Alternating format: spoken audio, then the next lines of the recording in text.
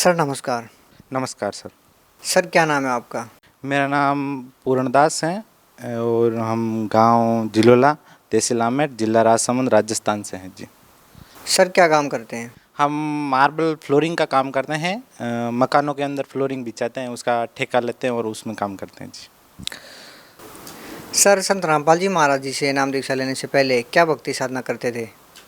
हम उनसे पहले राजस्थान में ज़्यादातर देवी देवताओं को मानते हैं, तो हम देवी देवता को मानते थे। और हमारे यहाँ पे एक रामदेव जी का स्थान है जहाँ पे रामदेव जी ने समाधि ली हुई, तो हम वहाँ पैदल यात्रा भी जाते थे और बहुत सारे यहाँ पे यात्री जाते थे। तो हम कुछ हमारे नशे की कुछ ऐसे लक्षण थे, तो हम नशा करते थे।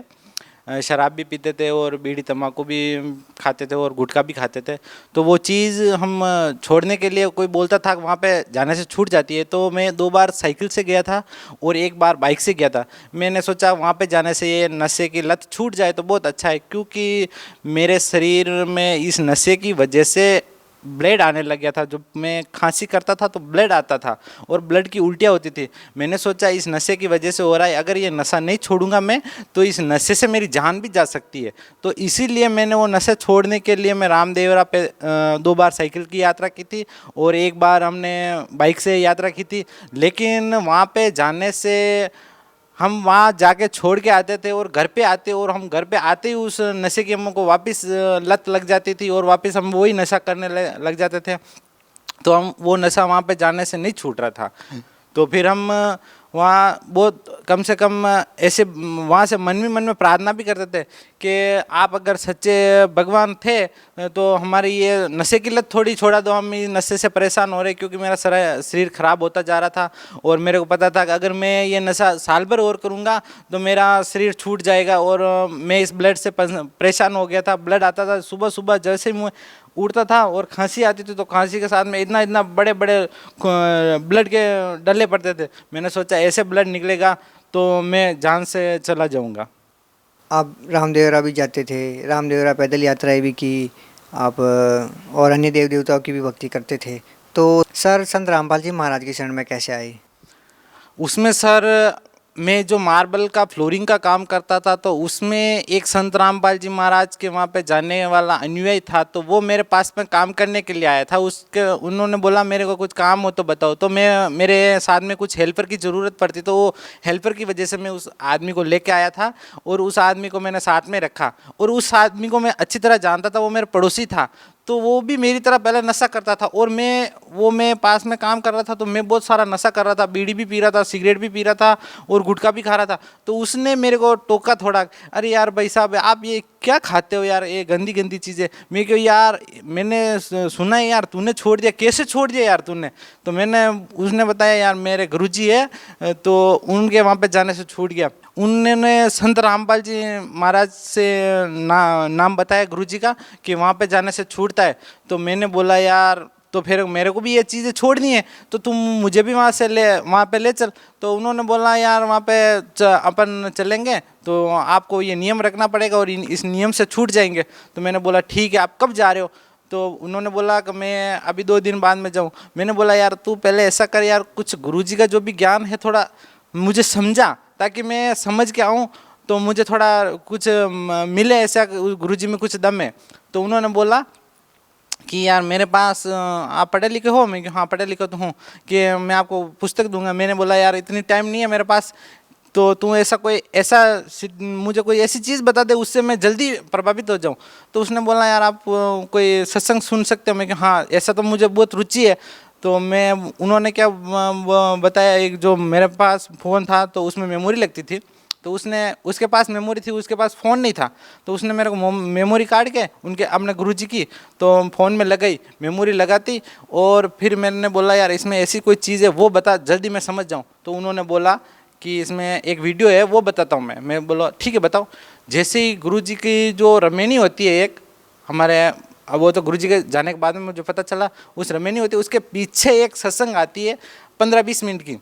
तो उसमें जैसे गुरुजी सत्संग करने के लिए सत्संग कर रहे थे और मैंने देखा 2 मिनट देखा, और 2 मिनट देखते देखते गुरुजी ने एक सांस संग ब्रह्मांड और असंग ब्रह्मांड और ये जो नक्शा बताया था वो नक्शा बताते ही मेरे को पता चल गया कि ये कोई संत है जो वास्तव में कोई चीज़ नक्शे के आधार से बताता है और ज्ञान पुस्तक खोल के बता रहा है। मैंने बोला यार आप कब जा रहे हो, मेरे को इस संत से ज़रूर मिलना है और वहाँ पे मेरे को जाना ज़रूरी है। तो वो जैसे 2 दिन के बाद में मेरे को पहले मेमोरी दी, तो मैं वो मेमोरी घर पे लेके गया और घर पे मेरे अड़ोस पड़ोस में वो भगत लोग रहते थे, तो वो ऐसी सत्संग सुनते थे। तो मेरे को तो पता ही नहीं था ये सत्संग क्या होती है, लेकिन मेरे घर वालों को थोड़ा थोड़ा इस बारे में पता है। तो बोला तू वहाँ पे जाएगा तो बिगड़ जाएगा। और मैंने क्या था, एयरफोन लगा के सत्संग सुन रहा था, तो कभी कभी वो पिन हिल जाती तो आवाज़ ओपन हो जाती थी फ़ोन में, तो घर वाले सुन लिया था। बाहर वो सो रहे थे, मैं मकान के अंदर सो रहा था, तो उन्होंने सुन लिया ये लड़का भी उन लोगों के पीछे लग गया और ये भी ये सत्संग सुनने लग गया, तो वहाँ पर चला जाएगा। तो फिर बाद में मैंने सुबह उठा तो मेरी मम्मी और मेरे पापा ने डांट लग गई, तू किस आदमी के चक्कर में पड़ गया और जिस आदमी को तू साथ में ले जाए उस आदमी का आज से साथ मत करना। मैंने बोला ठीक है नहीं करूँगा, लेकिन घर वालों को पता चल गया ये आदमी नहीं रुकेगा, तो मेरे मिसेज को भी रोक दिया कि तू इसके साथ में मत जाना, ये चला जाए तो चला जाए। लेकिन मेरी मिसेज इतनी अच्छी है, तो वो उन्होंने बोला कि आप जो करोगे मैं ही करूँगी। मैंने बोला ठीक है। मैंने बोला कि अपन एक गुरुजी ऐसे हैं जो अपन देवी देवता के रोज़ चक्कर लगाते और दुखी भी होते जा रहे, और वो ऐसा एक संत बता रहे, तो वहाँ पे चलने से देवी देवता भी थोड़ा छूट जाते हैं और बोलते हैं कि वहाँ पे जाने से सब कुछ अच्छा होता है और एक भगवान की भक्ति बताते हैं और हम एक भगवान की भक्ति करेंगे कि हाँ इन चीज़ों से हमको भी छुटकारा मिल जाएगा। तो वो जैसे ही 2 दिन निकलने के पहले हमारे को घर से थोड़ा लड़ाई झगड़ा करने लगे, तो मैंने मेरे मिसेज को बोला कि आप भी मेरे साथ में आ जाओ, अपन ऐसे करते हैं, अपने मेरे गांव से 10 किलोमीटर एक सिटी पड़ती है, आमेट गांव है, तो हम वहाँ उनको भी मैं लेके वहाँ पे आ गया और हमने बोला अपन 2 दिन किसी के ऐसे ही घर पे रुक जाएंगे और तीसरे दिन अपन आश्रम चले जाएंगे, वहाँ पे आगे जो होगा सो देखा जाएगा। ठीक है। तो फिर बाद में मेरे घर वालों को भी मेरे मिसेज को मैं लेके आ गया और हम उस शहर में रुक गए। और उसके बाद में 2 दिन के बाद में ये भगत लोग सारे यहाँ पे सत्संग थी, 5 दिन का समागम था, तो वहाँ से हमको रवाना कर दिया और हम वहाँ आश्रम में आ गए। हम वहाँ आश्रम में आए तो हम रास्ते में आ रहे थे, तो भी मैं चुपके से, भगत लोग अलग बैठे थे और मैं चुपके से नशा करते आ रहा था। भगत अलग बैठे थे और मैं चुपके से जाके नशा कर लेता था। सिगरेट पी रहा था साइड में जाके, एक पैकेट मैंने जेब में डाल रखा था सिगरेट का और गुटके भी मैंने डाल रखे थे। मैंने ये तो सोच लिया था कि मैं जहाँ जा रहा हूँ कोई ना कोई वहाँ पे पूर्ण शक्ति होगी तो छुड़ा देगी, वरना कोई नहीं छुड़ा पाता ये मेरा गुटका। तो जैसे ही मैं हिसार पहुंचा और हिसार पहुंचते ही मैंने ऐसे सोचा, यहाँ से पूछा कि यहाँ से कितना किलोमीटर दूर है आश्रम, तो बोला यहाँ से 30 किलोमीटर दूर है। मैंने सोचा एक अपन साइड में जाके एक और सिगरेट जला लेते, फिर बाद में पीने दें या ना पीने दें। भगत सर मैंने जैसे ही वहाँ पे एक सिगरेट जलाने की कोशिश की और मैंने एक फूंक ली और फूंक लेते ही मेरे को यहाँ से पकड़ लिया, पता नहीं किसी ने पकड़ लिया जो जैसे ही वो धुआं अंदर का तो अंदर और बाहर का बाहर, मेरी आंखें ऊपर चढ़ गई। मैंने वहीं से सोच लिया मैं कि जहाँ मैं जा रहा हूँ वहाँ पे कोई ना कोई पूर्ण शक्ति है जो मेरे यहाँ से मेरे को ब्रेक कर दिया। उसी टाइम से मैंने वो सिगरेट फेंक दी और जो मेरा पैकेट था सिगरेट का वो भी मैंने वहाँ पे डाल दिया। फिर मैं वहाँ से आश्रम में गया। आश्रम में जाते मैंने तो देखते ही आश्रम को, सतलोक आश्रम में घुसा मैंने और वहाँ की जो व्यवस्था देखी मैं तो हक्का बक्का रह गया। और मैंने वहाँ पे जो मेरे साथ में आने वाला था वो बोले कि मैं आपको नियम बता देता हूँ। मेरे को नियम समझने की ज़रूरत नहीं है, तू पहले मेरे को नाम दान दिला दे।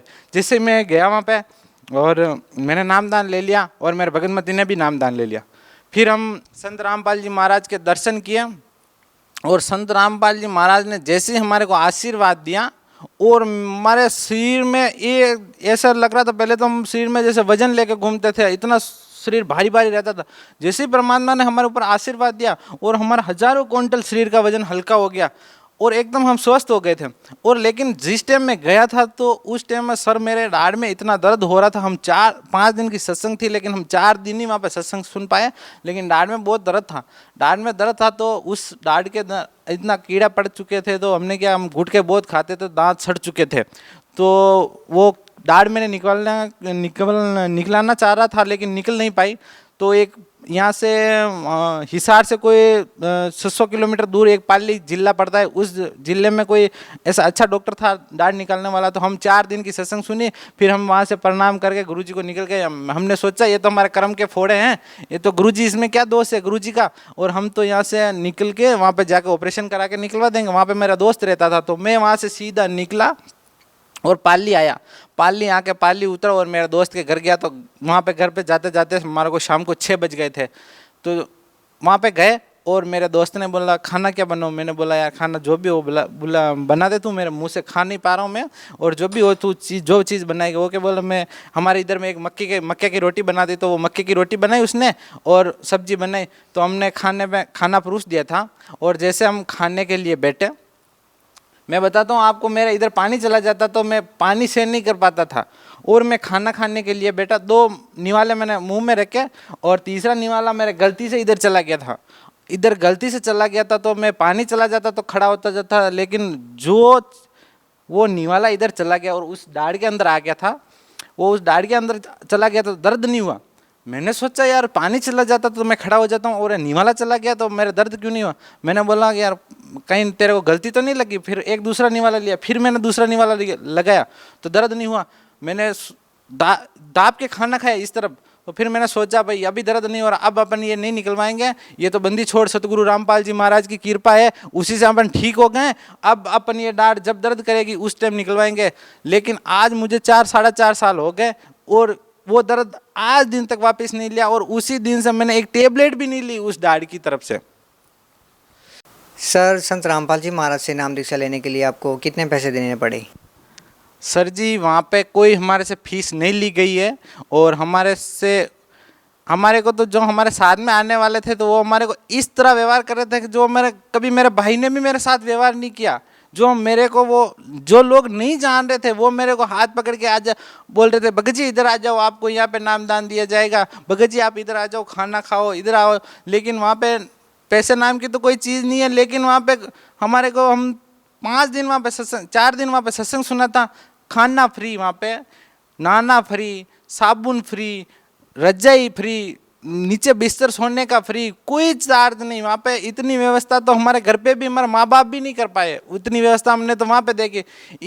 हम बहुत सारे घूम के भी आए, हमने इस भारत में तो सब जगह घूमे थे, बहुत सारे ऐसे मन में रुचि होती थी किसी संत के पास में जाते थे तो यहाँ पे देखते तो वहाँ पे तो इतनी भीड़ होती थी, और अनाप शनाप गलत सलत कुछ काम होते रहते, विमल गुटखा बीड़ी सिगरेट वहाँ पे चलते रहती। लेकिन वहाँ पे हम आश्रम में गए तो वहाँ पे एक कहीं कचरा भी हमारे को नजर नहीं आया, इतनी साफ सफाई, इतना बड़ा आश्रम था, इतना बड़ा आश्रम, लेकिन वहाँ पे कोई ऐसी चीज़, कोई गंदगी बिल नाम की कोई चीज़ ही नहीं है वहाँ पे, इतना स्वस्थ। हमने हमारे घर पे भी इतनी सफाई नहीं रख सकते, इतना बड़ा आश्रम था, उनमें भी इतनी सफाई। हमने सोचा ये स्वर्ग में आ गए हम, तो हमने पहली बार इतना फील किया था।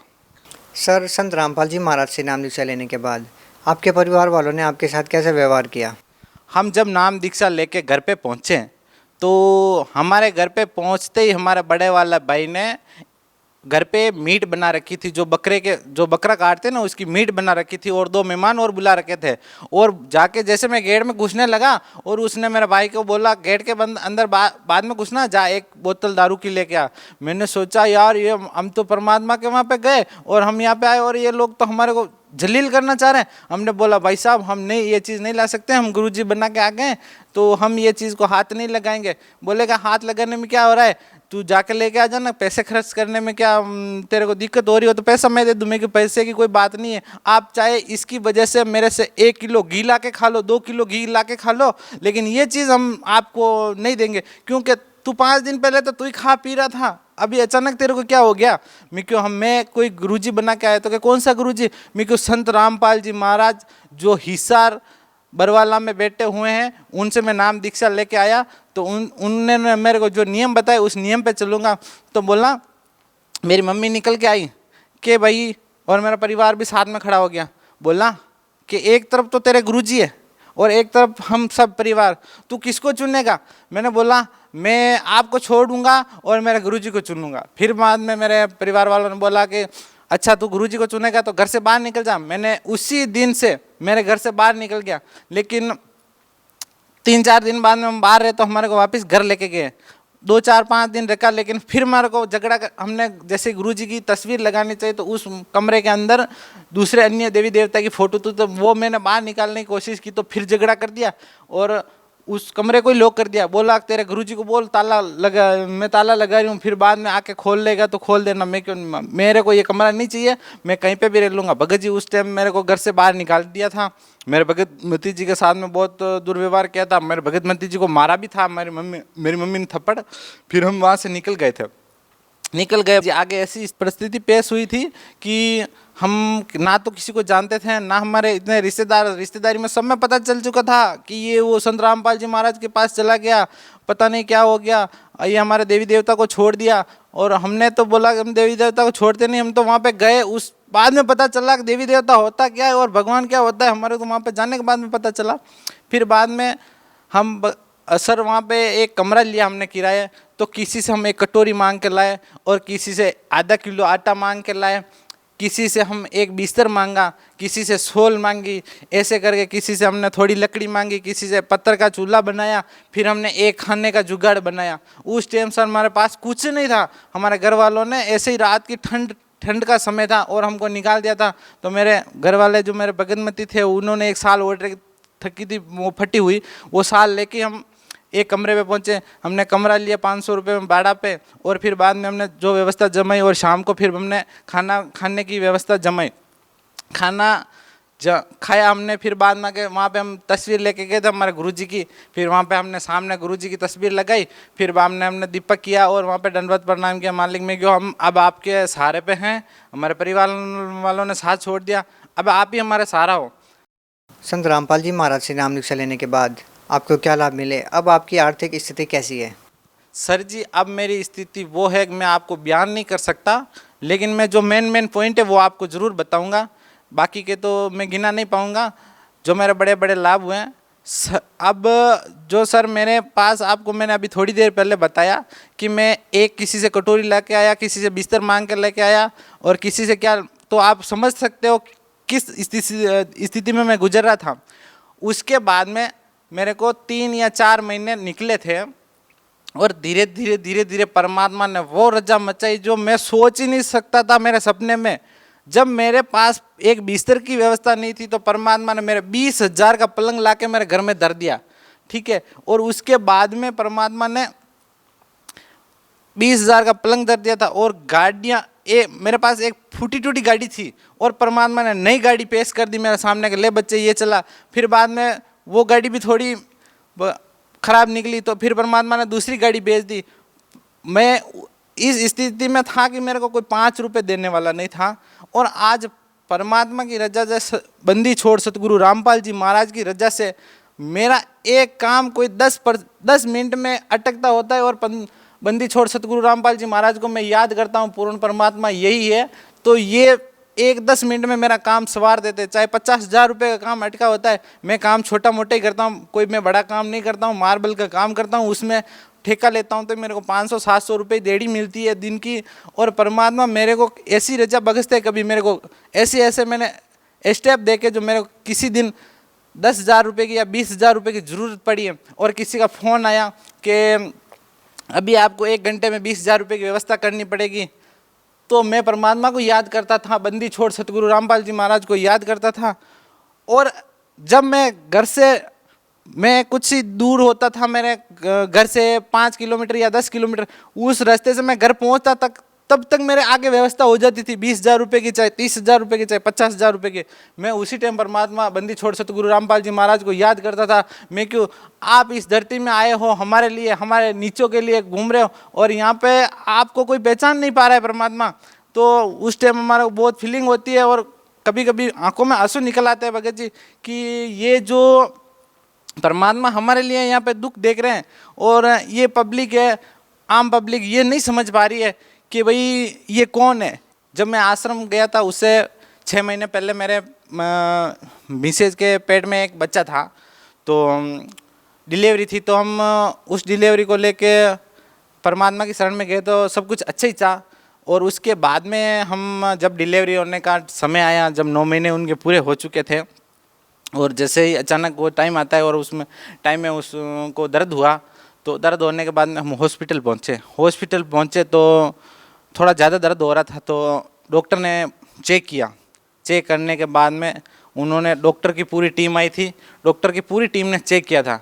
चेक करने के बाद में वो जहाँ पे हॉस्पिटल था तो वो छोटा था, हमारे तहसील वाइज का हॉस्पिटल था तो वो छोटा था, तो वहाँ पे डिलीवरी का सही के डिलीवरी नहीं होने के कारण वो बोल रहे थे कि आप आगे एक बड़ा ज़िला है उदयपुर, तो उस उदयपुर लेके पहुँचो और इस बच्चे जो इसके पेट के अंदर जो बच्चा है वो खारिज हो चुका है। मैंने बोला यार बच्चा खारिज हो चुका है, तो मेरे अंदर विश्वास नहीं हो रहा था कि बच्चा खारिज कैसे हो सकता है। हमने पहले सोनोग्राफी करवाई, उसमें अच्छा था, सब कुछ रेडी था, तो मैंने बोला बच्चा मर कैसे सकता है पेट के अंदर। फिर मैंने सोचा यार क्या करें, तो उन्होंने बोला कि भाई यहाँ से तुम उदयपुर लेके भगो या फिर कहीं और हॉस्पिटल में लेके जाओ, हमारे बस का काम नहीं है, हम यहाँ इनको इस डिलीवरी को हैंडल नहीं करेंगे। मैंने बोला ठीक है, आप हैंडल नहीं करते हो, तो हमने उनकी बात नहीं मानी और हम घर चले गए। और घर जाने के बाद में हमारे घर वालों ने बोला कि क्या हुआ, मैं क्या अभी अभी उन्होंने कुछ हाँ नहीं बोला, कल आना, तो हम कल जाएंगे। तो फिर हम इस बात को घर वालों को नहीं बताया ऐसी ऐसी कंडीशन है, और हमारे जो भगतमती थी हम दोनों जान रहे थे इस बात की प्रॉब्लम है। तो संत रामपाल जी महाराज से प्रार्थना लगाई थी कि गुरुजी हम इनका ऑपरेशन करवाएं या ये डिलीवरी ऐसे ही रखें।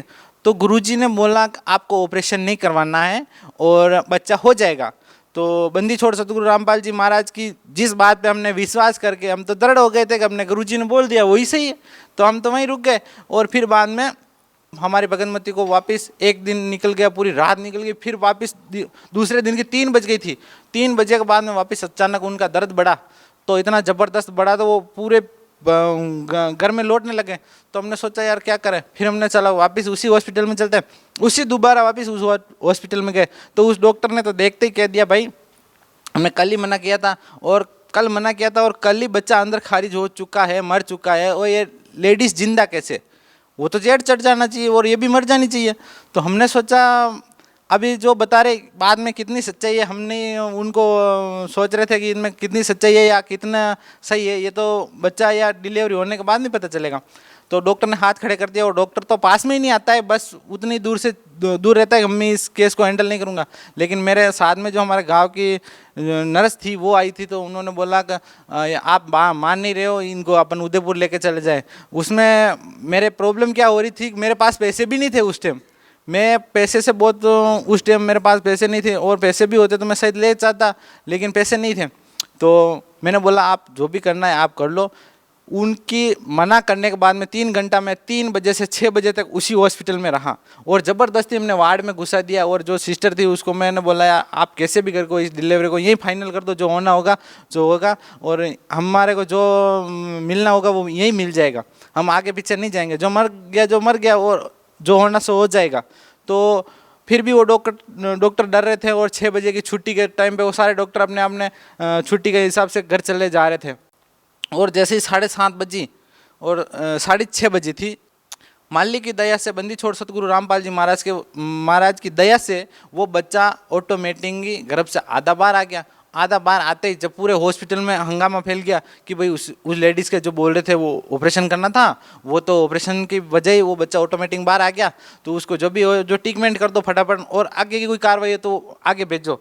उस टाइम क्या डॉक्टरों की बहुत चेकिंग चल रही थी, तो डॉक्टर बहुत घबरा गया था, उसके पसीने छूट गए थे कि भाई उस टाइम डॉक्टर अगर कोई भी गलती करते तो उसको डायरेक्ट सजा होती थी। तो उस टाइम वो डॉक्टर डर गया था और मेरे को बोला मैं तेरा हाथ जोड़ता हूँ और तू कुछ ऐसी बात मत करना, मेरे यहाँ पे डिलीवरी आने से ऐसे ऐसे हो गया, नहीं ये तो आराम से होगी। मैंने बोला जो भी हो आपका जो ट्रीटमेंट है वो कर लो, मैं कुछ नहीं कहूँगा। तो डॉक्टर जैसे ही बच्चे को जाके बाहर खींचा, मेरे को पहले बोला था कि भाई यहाँ पे कुछ भी अगर गलत हो जाता है या इस लेडीज़ के कुछ होता है तो आप एक कागज़ पे साइन कर दो। मैं कि हाँ मैं साइन करने के लिए तैयार हूँ, लेकिन उन्होंने फिर साइन नहीं करवाया, वो कागज़ वापस पता नहीं भूल गया या कुछ हो गया था, तो वो साइन वो कागज़ वापस लेके चला गया और भूल गया था। तो वो बच्चा बाहर आया डिलीवरी के होने के बाद आधा, और डॉक्टर ने उसको पूरी डिलीवरी करी और बच्चे को देखा तो बच्चा मृत्यु तो थी, पहले उनको पता थी डॉक्टर को, और वैसे उसको मरा हुआ घोषित कर दिया। तो मरा हुआ घोषित करने के बाद में उसको जो भी वो खून में भरा हुआ था भी उसको कपड़े में लिपेट के कूड़े के पास जाके रख दिया। भाई यहाँ पे इसको दफनाना चाहोगे या घर पे ले जाओगे? हमने बोला पहले तुम हमारे इस लेडीज़ का ट्रीटमेंट कर दो, फिर बाद में हम जहाँ ले जाना चाहेंगे वहाँ ले जाएंगे। तो उन्होंने फिर बोला कि ठीक है। जब बच्चे को उस कूड़े के पास में रख दिया और मेरे भगतमती जी को ट्रीटमेंट कर रहे थे, तो भगतमती जी को जब बच्चे को बाहर खींचने की कोशिश कर रहे थे वो जो डॉक्टर, उस टाइम बंदी छोड़ सतगुरु रामपाल जी महाराज उस डॉक्टर के रूप में मेरे भगतमती जी के पास पहुंच गए थे, और उसी चेहरे में परमात्मा ने उनको दर्शन दिए उस डॉक्टर के रूप में कि भाई बेटी मैं आ चुका हूँ, तू घबरा मत। मेरी भगतमती बहुत घबरा चुकी थी और बोला कि भाई मैं यहाँ पे आ चुका हूँ और तुम घबराने की ज़रूरत नहीं है, मैं आज आ चुका हूँ और तेरा ट्रीटमेंट मैं करूँगा। तो उसको विश्वास हो गया था भगतमती जी को, और बच्चे को वहाँ पे रख दिया। और आधा घंटा बीत चुका था और मैंने सोचा बाहर नहीं आया, तो फिर मैं भी गया अंदर, तो बच्चे को वहाँ पे ऐसे प्लेट के रखा था। मैंने को पता लग गया कि बच्चा खारिज हो चुका है। मेरे भाभी थे तो उनकी आंखों में आंसू आ रहे थे, और जो वो साथ में सिस्टर थी उनके भी आंसू आ रहे थे, और मेरे को पता चल चुका था कि बच्चा खारिज हो गया। मैंने सोचा भगतमती की तरफ देखा तो वो थोड़ी अच्छी थी। मैंने उनको बोला क्या हाल चाल है आपके, तो ठीक है, और गुरुजी आए। तो मैंने बोला अच्छा, मेरे मन में गदगदी हो गई थी, मालिक आए थे, चलो जो हुआ सो अच्छा हुआ। फिर बच्चे की तरफ देखा तो वो भी कुछ नहीं बोली भगतमती, और मैं भी कुछ नहीं बोला। फिर मैं जैसे बाहर आ गया था और मैं सुमिरन कर रहा था, पहला नाम मिला हुआ था मेरे को, तो मैं सुमिरन कर रहा था और मेरे को एहसास हुआ कि अपना बच्चा मर चुका है। लेकिन गुरुजी बताते हैं कि जो मेरा भगत दृढ़ होता है और दृढ़ विश्वास करता है, मैं उसकी मरे हुए की आयु बढ़ा देता हूँ और 100 साल की उम्र कर देता हूँ। तो मैंने सोचा अपन तो इतने दृढ़ है अपने परमात्मा की, अल्लाह अपन किसी की बात ही नहीं सोचते, चाहे कुछ भी दुनिया कुछ भी कहो तो हम कुछ नहीं सोचते। तो ये कैसे, मैंने सोचा कुछ ना कुछ अपना कर्म होगा, या अपना कोई अगला जन्म का कोई ऐसे कर्म होगा, तो ये बच्चा चला गया, इतना इसका इतना ही जन्म होगा। सर मैं आपको क्या बताऊं कि वो बच्चा जो कूड़े के पास में पड़ा था, उसको रख रखा था कि भाई उसको यहाँ पे दफनाओ या घर पे ले जाओ, तो वो कूड़े के पास में से अचानक रोने की आवाज़ आई। अचानक रोने की आवाज़ आई तो वो हॉस्पिटल के पूरे जितने भी गार्ड थे और जो भी डॉक्टर थे वो एकदम इकट्ठा हो गए कि ये अचानक ऐसा कैसे हो गया भाई, ये बच्चा जिंदा कैसे हो गया। और बताऊं मैं आपने क्या कि बच्चा भी हुआ था 900 ग्राम का बच्चा हुआ था, यानी कि बच्चा होता है 3 किलो का 2.5 किलो का बच्चा होता है। ये सबको पता होता है, लेडीज़ को भी पता होता है, डॉक्टर को भी पता होता है, अपने सबके बच्चे होते तो उनको पता होता है कितने किलो का बच्चा होता है, कम से कम 2 किलो का तो होता ही होता है। और वो 900 ग्राम का बच्चा था। 900 ग्राम का बच्चा उस कपड़े में भी नहीं दिख रहा था, हमने देखा था, उसका सिर भी इतना सा और पाँव भी इतने इतने थे। और वो बच्चा रोने लगा और डॉक्टर ने बोला चलो बच्चा तो ये जिंदा है, इसको आप एसी में भर्ती करो, या फिर इनको यहाँ पे तो कोई एसी है नहीं, आप यहाँ से इनको लेके भगो, और इस लेडीज़ को भी आप वहीं पे ट्रीटमेंट कराना, ये दोनों वहीं से बच जाएंगे। यहाँ पे ये बच गए, जो ये बच्चा जिंदा हो गया तो आपके बहुत लकी हो। और पता नहीं आपके किस वजह से ये बच्चा ऐसे रो रहा है, हमारे को तो समझ में ही नहीं आ रहा। उस टाइम हमारे को लगा कि बंदी छोड़ सतगुरु रामपाल जी महाराज ने इतनी बड़ी दया कर दी है, अब हम तो कहीं नहीं जाएंगे। हम तो उसी टाइम मान लेके वहाँ पे प्रणाम किया और मन में शुक्रगुजार किया, परमात्मा आप पूर्ण परमात्मा हो और आप ही इस सृष्टि को चला रहे हो। तो फिर बाद में उस डॉक्टर ने बोला कि ये इसको हम लिख के देते हैं, यहाँ से आप लेके रेफर हो जाओ। मैं क्यों, हम आप ट्रीटमेंट करोगे तो ठीक, नहीं तो यहाँ से आप रवाना करोगे तो हम हमारे घर चले जाएंगे। तो उन्होंने बोला कि आप घर चले जाओगे, ये मर जाएगी, ये बच्चा 900 ग्राम का है, एसी में रखना पड़ेगा कम से कम 1 महीना, तभी तो इसका थोड़ा स्वस्थ ठीक होगा। मैं क्यों, जो बच्चा मर चुका था वो वापस जिंदा हो चुका है, और हम बंदी छोड़ सतगुरु रामपाल जी महाराज की शरण में, अब हमारे बच्चे का कोई बाल भी बांका नहीं कर सकता, ये हमारे को दृढ़ विश्वास है। फिर उस बाद में डॉक्टर ने बोला ये लड़का पागल है और ये बात समझ ही नहीं रहा। मेरा भाई आया था, मेरे भाई को समझाया कि यार तेरे भाई को समझा और इस लेडीज़ को, इस बच्चे को लेके जा, इतनी हालत ख़राब है इनकी, हम कुछ नहीं बता सकते। लेकिन मुझे पूरा दृढ़ विश्वास था बंदी छोड़ सतगुरु रामपाल जी महाराज पे कि वही पूर्ण परमात्मा है और वही सृष्टि को चला रहे और हमारे बच्चे को इन्होंने जिंदा कर दिया है। तो अब हमारे कौन कुछ बिगाड़ सकता, कोई कुछ नहीं बिगाड़ सकता। हम तो उनकी माला जपेंगे और उनके ही गुण गाएंगे। फिर हमारा सुमिरन चालू, और मेरे भगतमती जी को और वो नहीं माने डॉक्टर, और हम भी नहीं माने थे, और उन्होंने वहीं पे वापस ट्रीटमेंट चालू करके हमारे को बेड पे 3 दिन के वहाँ पे भर्ती कर दिया था हमको। हमने बोला ठीक है, रोज़ डॉक्टर दिन में रोज तो वो दूसरे को तो चेक 1 बार करता है, हमारे को 3 बार आके चेक करता था, कैसा है आपका बच्चा, कैसा है। हमने बोला ये आप देख लो, बिल्कुल बच्चा स्वस्थ था। और बंदी छोड़ सतगुरु रामपाल जी महाराज से हमने फिर प्रार्थना लगवाई, बच्चा मालिक आपका छोटा भगत हुआ है, उसका कोई नाम निकालना है। तो मालिक ने उनका नाम परवेश दास नाम निकाला था भगत जी। तो हम उनको लेके 18 दिन का हो चुका था, और 18 दिन के बाद में हम रह नहीं पा रहे थे, क्योंकि हम परमात्मा के दर्शन करने चाहते थे बंदी छोड़ सतगुरु रामपाल जी महाराज के, कि हम एक बार परमात्मा के दर्शन हो जाए, इस बच्चे को भी अपन हाथ दिला दें मालिक का, तो इनका जो भी कुछ आगे का भविष्य होगा वो थोड़े अच्छा हो जाएगा। हमारे को बच्चे की चांस नहीं थी उस बच्चे की। तो हमने चला अपन एक बार चले सतलोक आश्रम और वहाँ पे जाके परमात्मा से आशीर्वाद दिला देते तो बहुत अच्छा रहेगा। तो हम वहाँ पे आए और आते ही हम आश्रम की लाइन में लगे थे, इधर लेडीज़ की लाइन लगती है और इधर जेंट्स की, तो मैं तो जेंट्स की लाइन में लग गया था और लेडीज़ की लाइन में उस मेरी भगतमती जी को बोला, मैंने गुरुजी से हाथ सिर पे एक बार आशीर्वाद दिला दे मालिक का।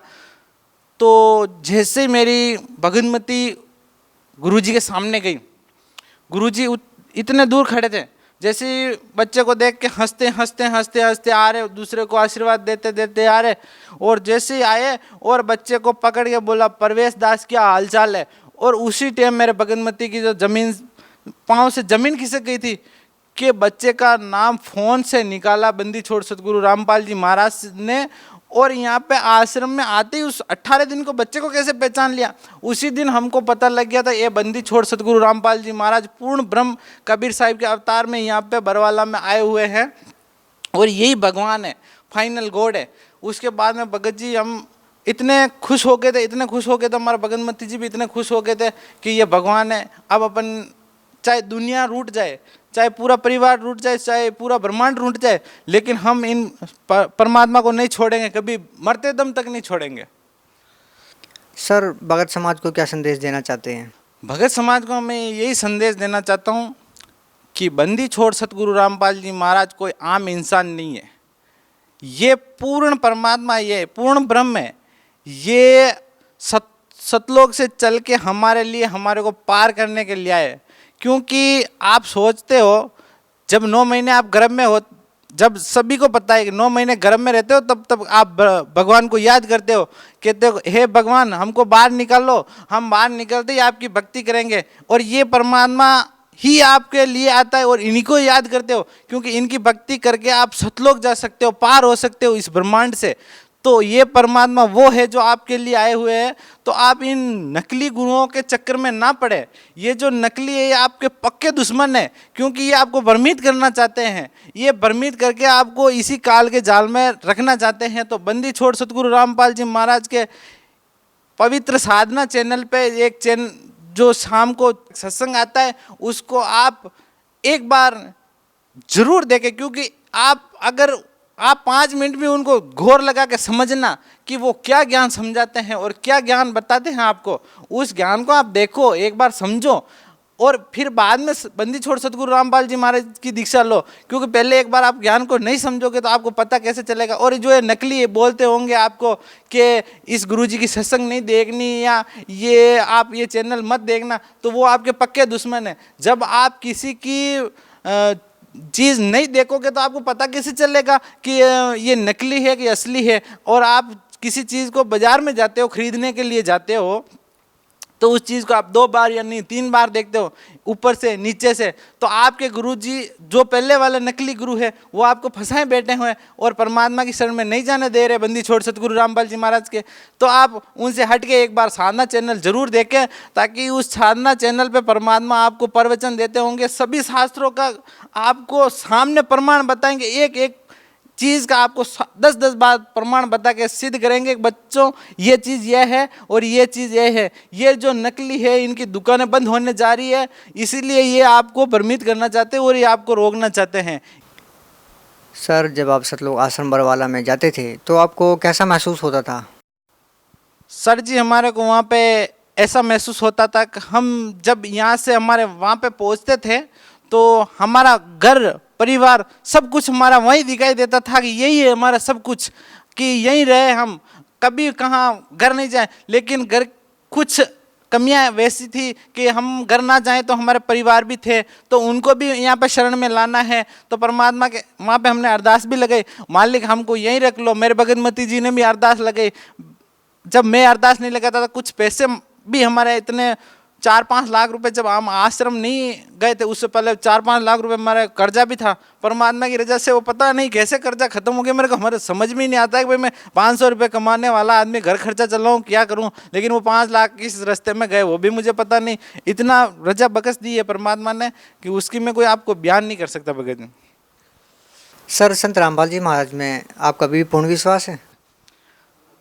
101% हमारे को बंदी छोड़ सतगुरु रामपाल जी महाराज पे विश्वास है, क्योंकि हमारे को पता है कि मेरे बच्चे को जिंदा करने वाला ओनली सिर्फ भगवान कर सकता है जिंदा। इस दुनिया में कोई ताकत नहीं है ऐसी जो बच्चे को जिंदा कर दे, मरे हुए की आत्मा वापस ला दे। और उस बच्चे को गई हुई आत्मा को वापस ला के प्रवेश किया, इसीलिए उसका नाम भी प्रवेश दास रख दिया। इसलिए हमको दृढ़ विश्वास है कि वो पूर्ण परमात्मा है और वो इस धरती पे 16 संख कोष से चल के आया है हमारे को पार करने के लिए। और ये जो मौका आप चूक गए तो फिर बाद में पछताने के अलावा आपके पास कुछ नहीं रहेगा।